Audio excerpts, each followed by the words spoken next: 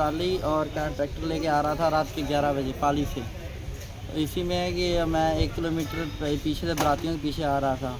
मैंने अपने बंदों को कहा, जो मेरा पूरा स्टाफ था, उनको कहा कि गाड़ियाँ हटवाएँ। उन्होंने गाड़ियाँ हटवाई। मैं फिर निकला वहाँ से। गाड़ियाँ को निकालते तो फिर आगे लगा था डीजे रोड पे।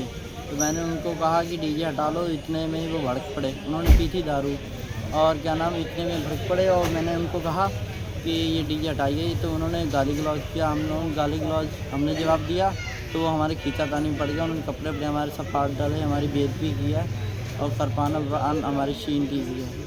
किरपान है ये भी छीन ली गई है और जो बड़ी किरपान थी वो भी छीन ली गई है। तो इसीलिए हम एसओ पे क्या वहाँ रिपोर्ट की थी मजा थाने में।